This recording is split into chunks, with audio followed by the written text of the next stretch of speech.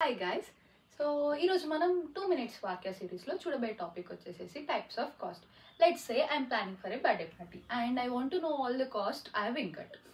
And surprise, you will get to know about all types of cost in this example. So let's break the cost. So నేను birthday party plan చేస్తున్నా అన్నా కదా, మరి birthday పార్టీకి ఒక hall కావాలి కదా. సో హాల్ రెంట్ వచ్చేసేసి 3000 రూపీస్.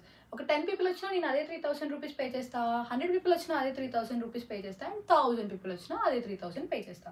సో ఆ 3000 రూపీస్ అనేది ఫిక్స్డ్ కాబట్టి దాన్ని ఫిక్స్డ్ కాస్ట్ అంటాం.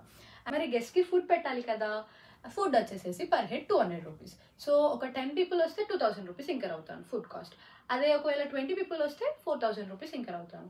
ఇలా నా ఫుడ్ కాస్ట్ అనేది పర్ హెడ్ పైన డిపెండ్ అయింది కాబట్టి దాన్ని వేరియబుల్ కాస్ట్ అంటాము. More guest more cost, less guest less cost.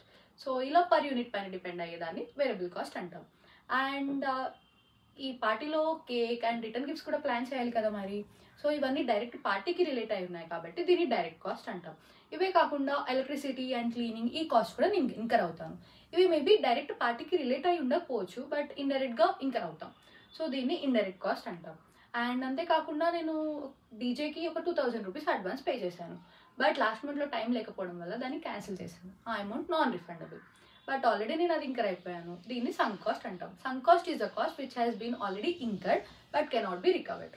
And total ఇలా నా బర్త్డే పార్టీకి సే ఒక 10,000 రూపీస్ ఖర్చు వచ్చింది అనుకుందాం. ఈ 10,000 నేను పార్టీకి యూజ్ ఉండి ఉంటే మేబీ ఒక మంచి ట్రిప్ వెళ్ళేదాన్నేమో. I miss that opportunity.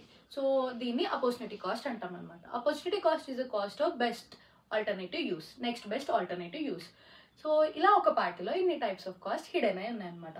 So next time ఎక్కడికైనా పార్టీకి వెళ్ళినప్పుడు కేక్ అండ్ గెస్ట్నే కాకుండా అందులో ఎలాంటి టైప్స్ ఆఫ్ కాస్ట్ ఇంక్లూడ్ అయ్యి ఉన్నారో గెస్ట్ చేయండి. అండ్ ఇలాంటి ఇంట్రెస్టింగ్ వీడియోస్ కోసం follow Vakya classes. Bye bye.